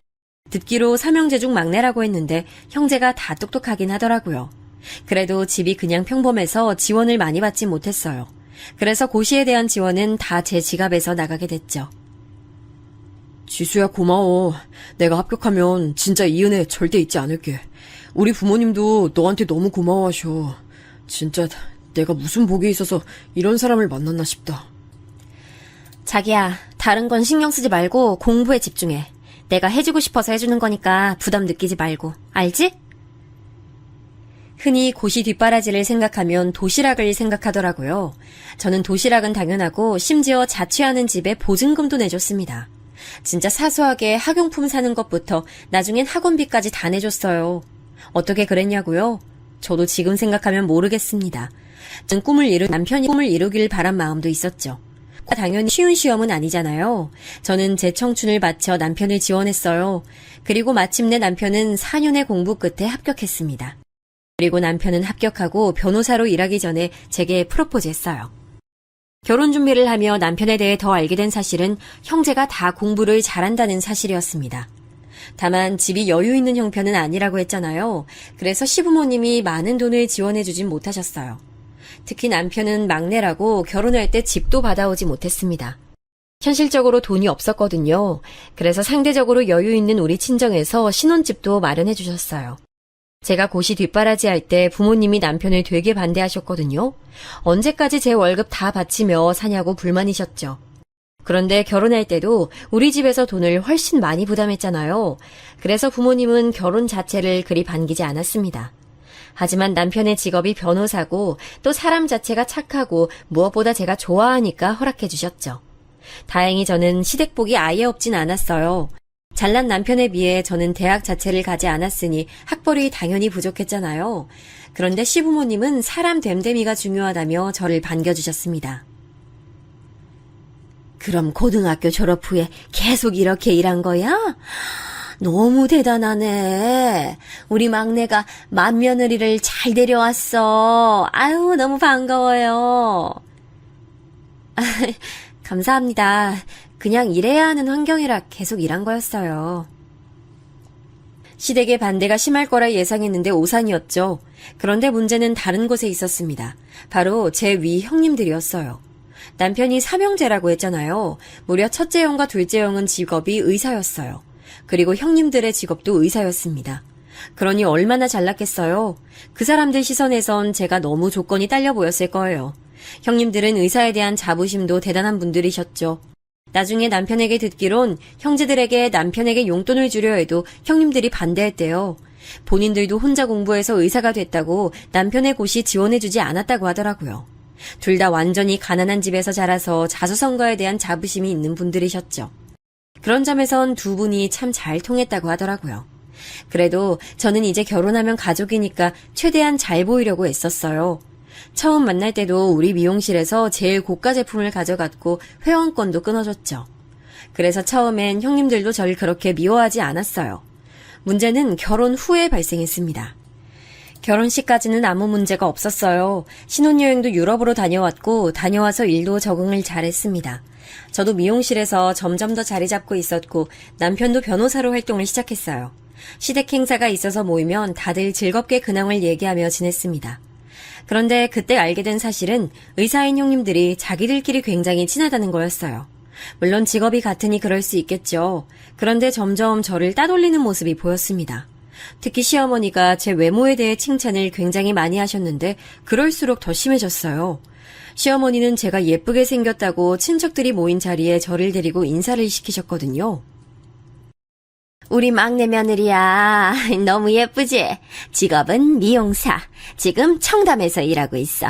나중에 뭐 행사 있으면 말해. 우리 며느리가 예쁘게 봐줄 거야. 아유, 왜 이렇게 예쁘게 생겼어? 너무 예쁘다. 연예인 같아. 감사합니다. 이런 말을 제 입으로 하긴 좀 그렇지만 형님들 외모가 사실 잘난 편은 아니었어요. 첫째 형님은 굉장히 비만이었고 둘째 형님도 평범보다 못한 외모였습니다. 저는 그래도 사람이 외모가 중요한 게 아니잖아요. 저도 외모가 잘난 편이지만 연예인으로 성공하지 못했잖아요. 그래서 내면이 제일 중요하다고 생각했는데 형님들은 그게 아니었나 봐요. 참, 그리고 저는 제가 과거에 연예인으로 활동했었다는 사실은 시댁에 알리지 않고 있었어요. 굳이 알리고 싶지 않은 과거였거든요. 계속 제가 활동하면 모르겠는데 그게 아니니까 남편만 알고 있었습니다. 그래서 우리 병원엔 그런 손님이 많이 와. 동사도 그렇지 않아? 맞아요. 그리고 남편 병원엔 또 이런 환자가 늘었대요. 확실히 독감이 유행인가 봐요. 저도 요즘 목이 칼칼하더라고요. 이럴 땐 좋은 약 같은 거 없을까요? 그런 건 약국만 가도 알지 않나? 우리도 돈 받고 진료하는 의사야. 동서, 지금 너무 날로 먹는 거 아니야? 아, 그런 건 아니었어요. 그냥 가볍게 물어본 거였는데, 아유, 민망하네요. 저는 나름 친해지려고 말을 걸어도 형님들은 셋이 같이 있으면 꼭 저를 투명인간처럼 취급했어요. 처음엔 제가 괜히 그렇게 느끼나 싶었는데 날이 갈수록 심해졌습니다. 둘이 직업이 같으니 당연히 공통점이 많았을 거예요. 그런데 나중엔 전문의학 용어까지 쓰며 저는 알아듣지 못하는 얘기를 하더라고요. 심지어 시어머니가 제 외모에 대해 칭찬하면 자기들끼리 눈빛을 교환하기까지 했어요. 그런 모습이 반복되니 저도 시댁에 가는 것이 전혀 달갑지 않더라고요. 그래도 시부모님은 저에게 너무 잘해주셨고 무엇보다 남편이 저에게 헌신적이라 버틸 수 있었습니다. 그리고 이때까지는 저에게 직접적으로 뭐라 하진 않았거든요. 그래서 명절과 생신 때 모여도 혼자 외로움만 느꼈지 별로 그렇게 저한테 직접적인 피해가 오진 않았습니다. 주위 언니들에게 물어봤더니 원래 며느리들이 둘 이상이면 이런 감정이 드는 게 당연하다고 하더라고요. 어쩔 수 없는 현상이라 생각했죠. 문제는 제가 아이를 낳고 시작됐어요. 저는 남편과 결혼하고 아이를 계획해서 낳았습니다. 정말 다행히 아이가 계획한 시기에 딱 찾아와 줬어요. 여기서 문제가 있었는데 바로 형님들의 임신 소식이었어요. 첫째 형님은 본인이 의사인데도 몸 관리를 전혀 하지 못했어요. 그래서 아이를 가질 수가 없다고 하더라고요. 워낙 몸이 뚱뚱하기도 하고 건강상의 문제로 아이를 가질 수 없었습니다. 하지만 문제는 첫째 형님은 꼭 아이를 갖길 원하셨다는 거예요. 그래서 나중엔 시험관까지 했지만 결국 아이를 가지지 못하셨어요. 입양하려고 입양기관에 방문했다는 것을 남편을 통해 들었죠. 하지만 본인 핏줄이 아니라 첫째 형님과 아주버님은 끝내 입양하지 않으셨습니다. 이미 노산의 나이가 지나고 임신이 자연적으로 힘든 나이가 되어 거의 포기 상태였어요. 그리고 둘째 형님은 아이를 가지긴 했는데 정말 힘들게 가지셨어요. 제가 옆에서 본 것만 몇 번의 시험관 수술을 했으니까요. 돈도 많이 들고 마음고생도 심하셨어요. 이건 저도 인정해요. 반면 저와 남편은 마음을 먹자마자 바로 아이가 생겼습니다. 아이가 생겼다는 기쁨도 잠시 이걸 시댁에 어떻게 알리지라는 생각이 들었어요. 물론 축복받아야 할 사실은 맞지만 상황이 저랬으니 제가 당연히 눈치가 보였죠. 게다가 둘째 형님과 임신기간이 겹쳐 우리 아이들은 동갑이 될 게 뻔했거든요. 동서, 이게 임신했을 때 그렇게 좋대. 먹어봐. 어머 형님 감사합니다. 이거 비싼 거 아니에요? 와. 첫째 형님은 대놓고 둘째 형님을 챙기셨어요. 몸에 좋다는 영양제도 제 눈앞에서 저만 빼고 둘째 형님에게 주곤 하셨죠. 서운한 마음이 없다면 거짓말이에요. 하지만 최대한 의연하게 대처하려고 했어요. 주변에 친구 중에 불임인 친구가 있는데 속이 말이 아니라고 하는 걸 들었거든요. 첫째 형님은 아예 아이를 가질 수가 없고 둘째 형님은 힘들게 가졌잖아요. 그러니 제가 얼마나 안이 꼽게 보였겠어요. 그래서 이해하려고 노력했습니다. 또 무엇보다 저는 제 몸을 챙기기에도 바빴어요. 저는 입덧이 매우 심해서 임신했을 때 잘 먹지 못했거든요. 그리고 어릴 때부터 과식하는 습관이 없고 소화기관이 좋은 편이 아니었어요. 그래서 원래 몸 자체가 마른 편인데 입덧 때문에 식사를 잘 못하니 배도 잘 나오지 않았죠. 아유, 막내는 임신한 게 별로 티가 안 나네.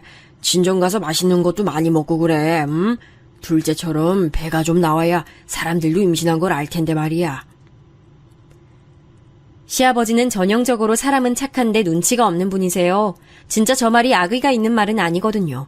저도 처음엔 시아버지 화법에 당황했었는데 이젠 적응했어요. 둘째 형님도 당연히 시아버지가 일부러 그러시는 분이 아니라는 건 알고 계세요. 그런데 저런 식으로 비교를 자꾸 하니까 제가 더 미웠나 보더라고요. 임신 후반이 되면서 형님들은 노골적으로 자기들끼리 붙어있기 시작했습니다. 그런데 동서는 언제까지 일할 거야? 손님 머리 만지다 통증 오면 어떡해? 그때는 출산휴가 낼 것 같아요. 걱정해주셔서 감사해요.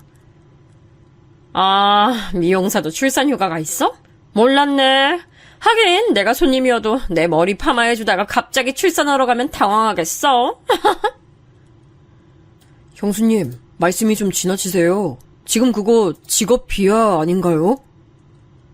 아, 그렇게 들렸으면 미안해요. 서방님도 결혼하더니 그렇게 착한 분이 할 말 다 하시네. 미용사들이 그렇게 기가 세다던데 그 영향인가? 장난이에요. 화났지만 그래도 태교에 좋지도 않고 또 남편은 저에게 잘하니까 그것만 보고 버텼어요. 남편은 제가 뒷바라지했던 것보다 더 세심하게 저를 챙겨줬거든요. 친정에서도 인정할 정도로 저에게 지극정성으로 대했죠. 참, 이것도 형님들의 눈에 좋게 보이지 않았나 봐요.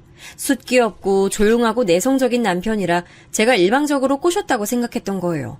남들이 볼 때 변호사와 미용사가 부부니까 형님들은 속사정을 다 알지 못했잖아요.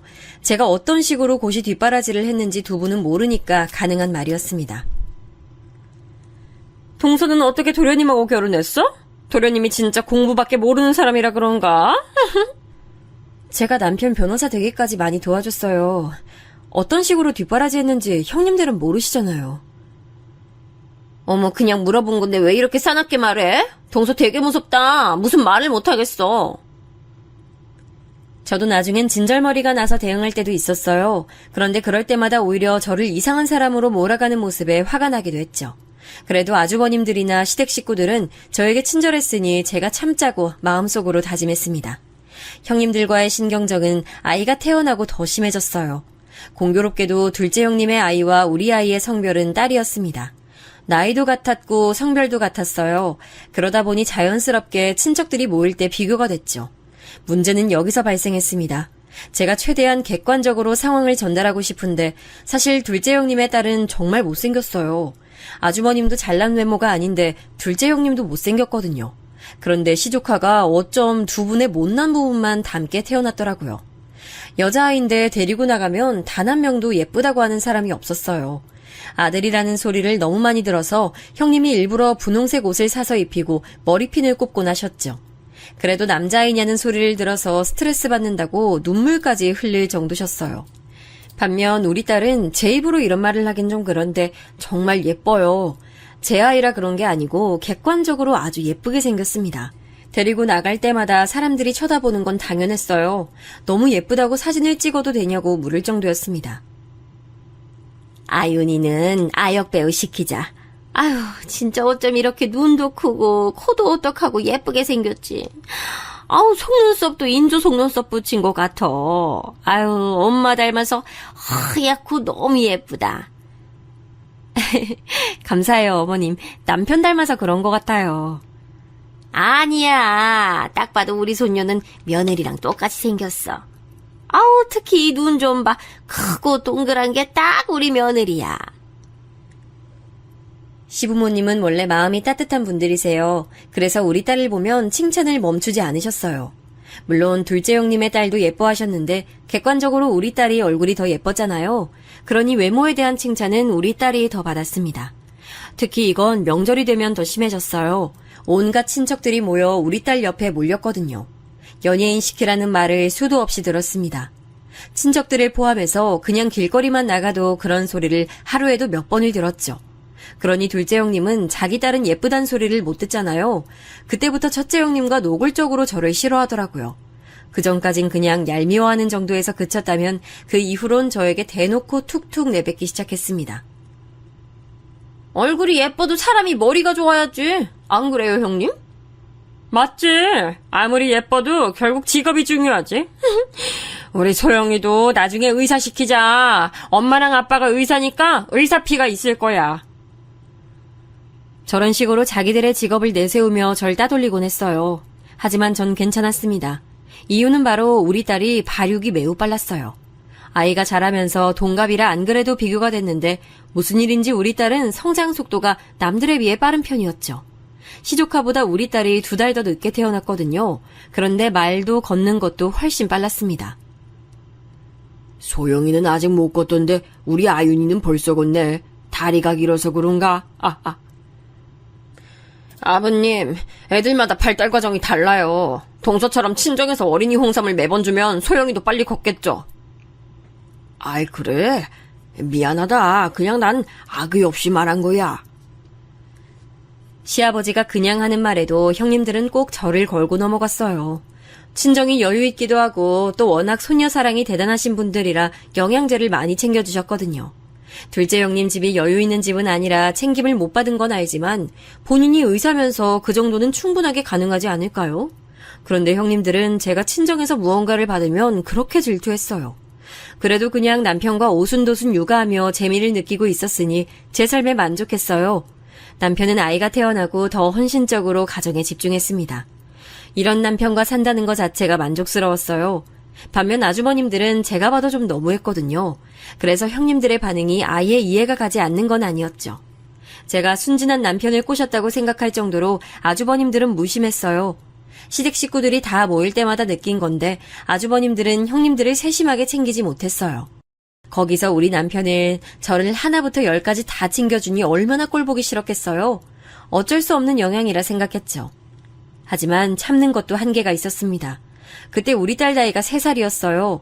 워낙 아기였던 조리원에서부터 우리 딸은 예쁘기로 유명했어요.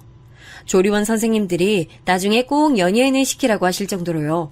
저도 내심 제가 연예인으로 성공하지 못했으니 우리 딸이 배우가 되길 원하기도 했습니다. 우리 부모님은 제가 연예인 되는 것을 진지하게 반대하셨잖아요. 그래서 저는 반대로 적극적으로 밀어줘야겠다고 생각했습니다. 그래서 딸의 사진을 찍어 소속사에 보냈어요. 제가 봐도 외모가 매우 뛰어났으니 텔레비전에 내보내고 싶었거든요. 그런데 이게 무슨 일일까요? 우리 딸이 광고를 찍게 됐습니다. 꽤 유명한 광고여서 저도 놀랐어요. 이야, 우리 손녀 연예인 되는 거야? 언제부터 볼 수 있니? 듣기론 다음 달부터 바로 볼 수 있대요. 저도 우리 아윤이 될 줄 몰랐는데 너무 기뻐요. 이게 다 우리 며느리 얼굴 닮아서 그래. 나는 너 처음 우리 집에 왔을 때 무슨 시상식인 줄 알았다. 시부모님도 우리 딸이 광고 모델이 됐다고 하자 크게 기뻐하셨습니다. 그리고 마침내 광고가 텔레비전에 나오는 시기가 됐는데 하필 그때가 설날이었어요. 설이라 친척들도 다 모이고 복잡했는데 거기서 우리 딸은 완전히 주인공이었죠. 세뱃돈도 많이 받았고 덕담도 많이 들었어요. 그 과정에서 시조카는 찬밥 신세였습니다. 안타깝진 않았어요. 저도 사람이니까 오히려 통쾌한 마음이 들었습니다. 그렇게 저를 따돌리고 괴롭히던 형님들이 속이 터지는 게 보였거든요. 특히 둘째 형님은 얼굴이 새빨개진 채로 있더라고요. 본인 아이에겐 관심이 하나도 없으니 당연히 화가 나겠죠? 나 마트 갔다가 아윤이가 광고하는 과자 봤잖아. 아우, 너무 예쁘더라. 그래서 옆에 있던 친구한테 자랑했어. 감사해요. 그 과자 요즘 유행하는 과자라 많이 알아봐 주시더라고요.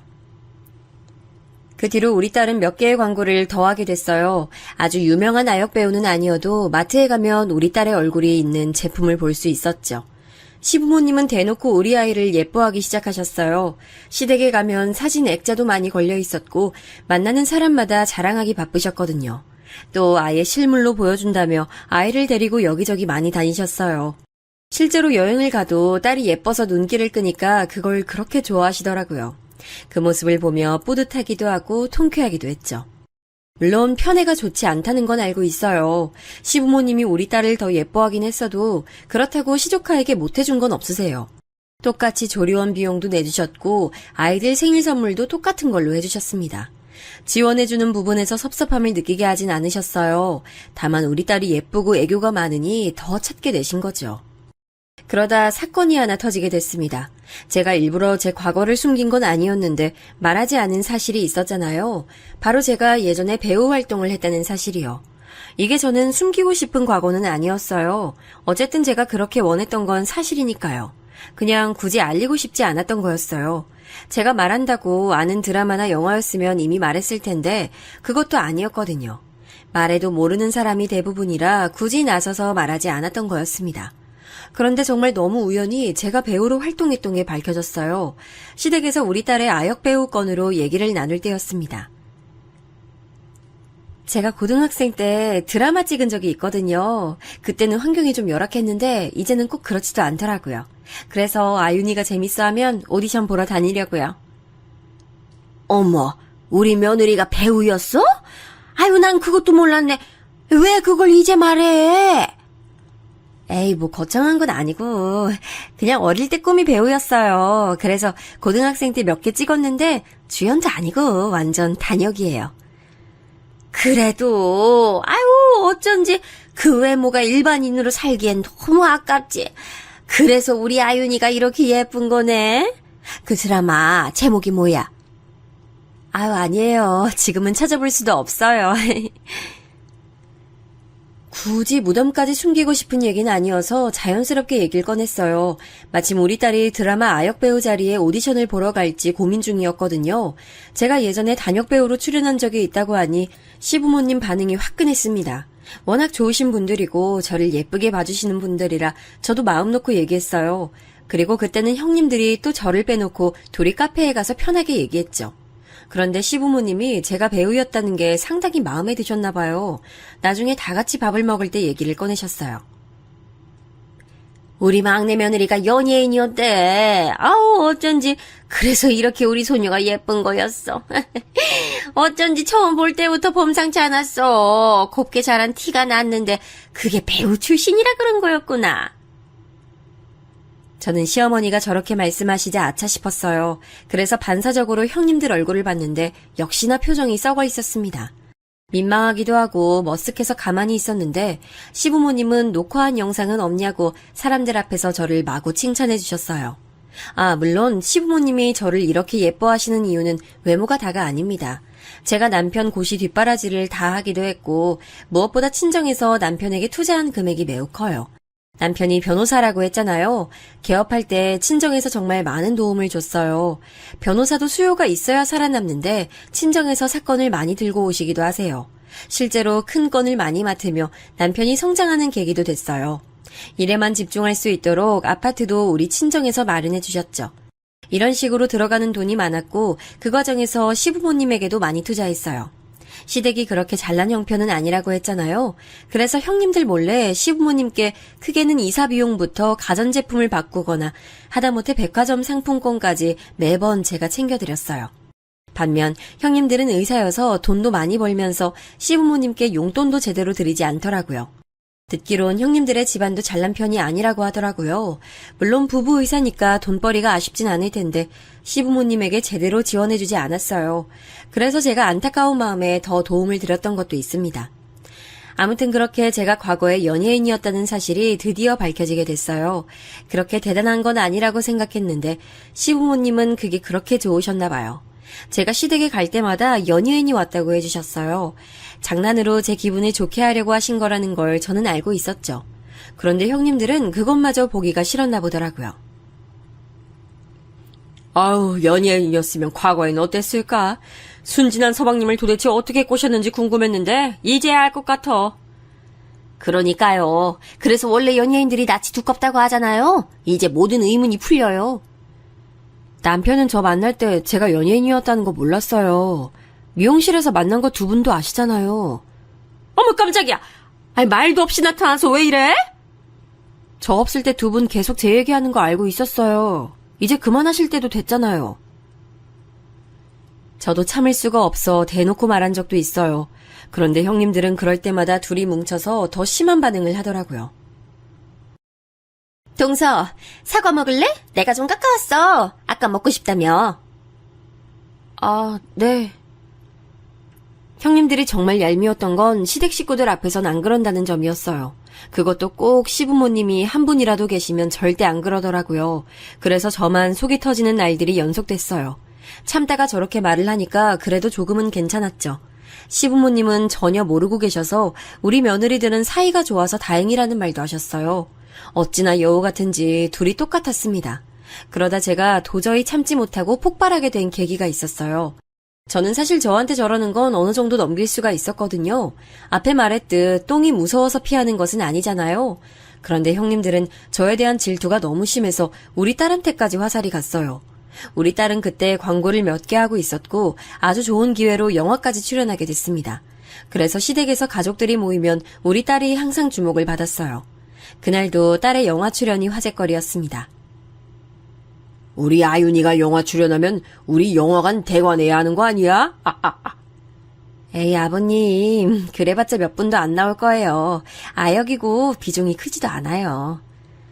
그러면 뭐 어때? 아니면 편집해서 아윤이 부분만 보자. 그리고 우리 막내 며느리 드라마도 구해서 같이 보면 되겠네. 아버님, 제가 나온 드라마는 이제 진짜 보고 싶어도 구할 수가 없어요. 시부모님이 제가 예전에 배우 활동했던 걸 좋아하셔서 저런 말씀을 많이 하셨거든요. 그래서 그날도 적당히 맞춰드리고 저는 음식 준비로 부엌에 들어갔어요. 역시나 형님들은 둘이 부엌에서 저를 열심히 욕하고 있었죠. 그냥 무시가 답이라고 생각하며 제 할 일을 하려고 했는데 제 귀로 믿을 수 없는 말이 들렸어요. 아역 배우로 시작해서 나중에 뭐 아이돌 가수 뭐 그런 거 하는 거 아니야?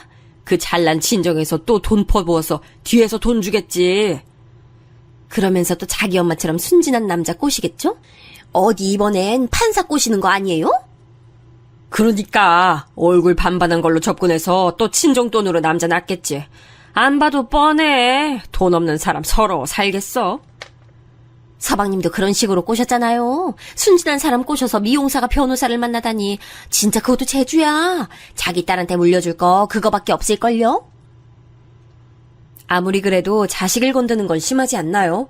형님들이 저를 안이 꼽게 보는 건 저도 알고 있었어요. 그런데 그 대상이 저에게서 끝나는 게 아니고 아이한테까지 저러니까 참을 수 없더라고요. 사람이 너무 화가 나면 온몸이 부들부들 떨리는 거 아세요? 제가 겨우 진정하려고 했으며 형님들을 째려보고 있었어요. 그랬더니 형님들은 제가 보는 걸 알면서도 저를 자극했습니다. 동서는 몸 하나로 서방님 꼬셨잖아. 딸도 그렇게 시키려고? 전문직 잘난 남자 제대로 꼬시려면 그게 답이겠지 뭐. 그러니까 이미 해봐서 알려주긴 쉽겠다. 안 그래? 그렇게 말하고 형님들은 아무렇지 않게 거실로 걸어갔어요. 그 모습을 보니 저도 모르게 뒤를 따라갔습니다. 그리고 형님들 머리채를 잡았어요. 저는 혼자고 형님들은 둘이잖아요. 그래도 어디서 초인적인 힘이 나왔는지 모르겠습니다. 미친 듯이 소리 지르며 말했어요. 계급장 떼고 맞짱 뜨자. 내가 진짜 참는 것도 한계가 있어. 뭐? 몸으로 내가 남편을 꼬셔? 아, 미쳤어? 너 미쳤어? 미친 건 내가 아니고 너희야. 내가 뭘 그렇게 잘못했다고 나만 보면 못 잡아먹어서 안달이야, 어? 애한테 할 말이야, 그게? 제가 머리채를 잡고 놓아주지 않자 시부모님을 포함해서 아주버님들 그리고 남편까지 저를 뜯어 말렸어요. 저는 그때부터 그냥 에라 모르겠다 싶었습니다. 하고 싶은 말을 다 내뱉었어요. 내가 진짜 참다 이젠 못 참아요. 형님들이 나 따돌리고 괴롭히던 거 그냥 참았어요. 그런데 이제 우리 딸한테까지 그러면 어떡해요. 우리 딸이 예쁜 게 죄냐고요. 왜 애한테 몸으로 남자 꼬신다는 말을 하냐고. 울분에 차서 오열하며 내뱉으니 시댁 식구들의 표정이 볼받았어요. 시부모님은 그게 무슨 소리냐는 표정이셨죠. 그래서 그동안 형님들이 저를 괴롭혔던 걸 전부 다 말했습니다. 유치하게 저를 앞에 두고 다 들리게 욕하는 것부터 저만 빼고 먹을 것을 나눠 먹는다거나 이런 것들이요. 그리고 내 딸이 예쁜 걸 어떡하라고요. 내 유전자가 있으니 당연히 예쁘겠죠. 형님들도 눈이 있으니 본인 얼굴하고 몸이 어떤지 알잖아요. 이런 말까지 하고 싶지 않았는데 형님들이 자초한 걸 어쩌겠어요. 속에 있던 말을 다 꺼내니 저도 모르게 하고 싶은 말을 다 할 수 있었어요. 얼마나 시원했는지 모릅니다. 형님들은 그렇게 사람 좋은 척을 하더니 실체가 밝혀지자 당황하더라고요. 그렇게 사람 좋으신 시부모님들이 화내니 아무 말도 못하는 모습에 웃겼습니다. 남편도 옆에서 형수님들 그러는 거 진짜 아니라고 강하게 말했죠. 아주버님들은 얼굴이 빨개져서 괜히 형님들에게 화를 내더라고요. 아니, 이게 무슨 소리야? 난 전혀 몰랐네. 당신이 이제껏 진짜 그랬어? 아우, 창피해. 아니, 동서 오해야. 갑자기 왜 이래? 오해요? 오해 절대 아니잖아요. 그리고 제가 그동안 저도 잘해보겠다고 미용실 쿠폰 계속 드렸잖아요. 그건 다 쓰면서 우리 아윤이 아플 때는 어떻게 모른 척할 수가 있어요? 제가 이건 말 안 하려고 했는데... 아니, 아가.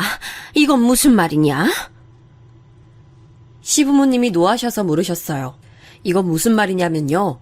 저는 출산하고 미용사로 계속 일하고 있었어요. 그래서 회원권이나 쿠폰을 형님들에게 자주 주곤 했습니다. 왜 미운 놈 떡 하나 더 준다는 말이 있잖아요. 그래도 가족이니 노력한 거죠. 이렇게 딸까지 욕할 줄은 몰랐어요. 그런데 얼마 전에 우리 딸이 새벽에 급하게 아팠을 때가 있었습니다. 그때 하필 남편은 지방 출장으로 집에 아예 없었어요. 마침 둘째 형님이 소아과에서 일하세요. 그래서 급하게 연락했더니 뭐라고 했는지 아세요? 동서네 집 주변에 소아과 많잖아. 왜 굳이 나한테 전화해? 알아서 해. 그 잘난 아윤이 연예인이라고 하면 진료 먼저 봐주지 않을까? 이러고 딱 끊더라고요. 이때 제가 너무 충격을 받았어요. 혼자 애 데리고 응급실까지 택시 타고 가는데 눈물이 하염없이 나왔죠. 이건 남편도 모르는 일이었고 저 혼자만 간직하던 일이었습니다. 그런데 말하다 보니 울컥해서 저 사건도 말했어요. 저걸 말하니 둘째 아주버님이 매우 화가 나서 형님에게 소리를 지르더라고요. 남편도 그게 진짜냐고 저에게 물었죠.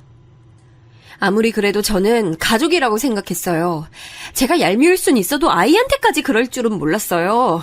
형님이 그러고도 사람이에요? 그걸 왜 지금 여기서 말해? 이게 진짜냐? 어떻게 사람이 그렇게 행동해?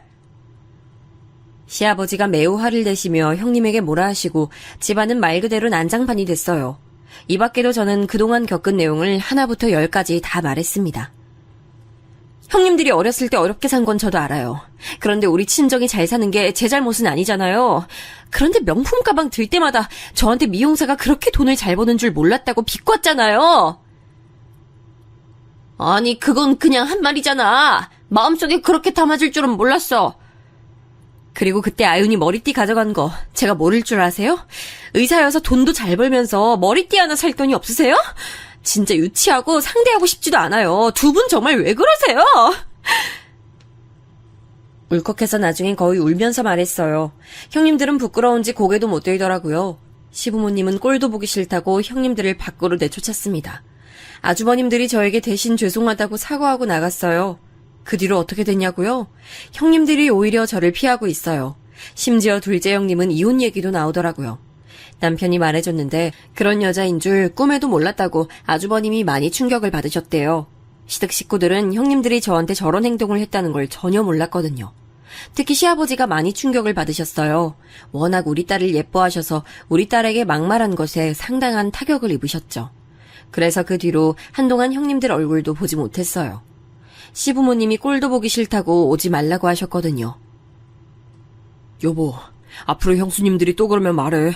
나 진짜 꿈에도 몰랐어. 혼자 그동안 어떻게 참은 거야? 우리 딸한테까지 그럴 줄이야. 진짜 무서운 사람들이다. 나도 아윤이한테 그러는 거 아니면 말 안 하려고 했어. 그런데 너무 속상해서 참을 수가 없더라. 시부모님은 당연히 제 편이셨어요. 제가 누가 봐도 피해자였고 또 우리 친정에서 워낙 해준 게 많잖아요. 그래서 시아버지가 형님들에게 저한테 사과하라고 하셨다고 하더라고요. 그러지 않으면 아주버님들에게 죽을 때까지 본인 얼굴 볼 생각하지 말라고 하셨대요. 실제로 형님들은 이혼하기는 싫은지 저를 찾아와서 말했습니다. 동서, 내가 진심으로 미안해. 우리 이제 안 그럴 거야. 맞아. 그때 아윤이 아팠을 때 그랬던 것도 미안해. 그리고 몸 팔아서 꼬셨다든지 그런 말 절대 하지 않을게. 그 모습을 보니 그래도 속에 있던 응어리가 내려가는 기분이 들었습니다. 사과를 받고 용서하진 않았어요.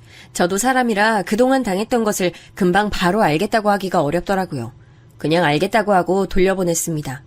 그 뒤로는 저는 보란듯이 시부모님과 잘 지내고 있어요. 우리 딸도 작은 역할이지만 텔레비전에 종종 나오고 있고 그런 딸을 시부모님이 상당히 자랑스럽게 여기고 계시죠. 시댁에 갈 때마다 싫은 얼굴들 보지 않아도 되니 너무 편해요.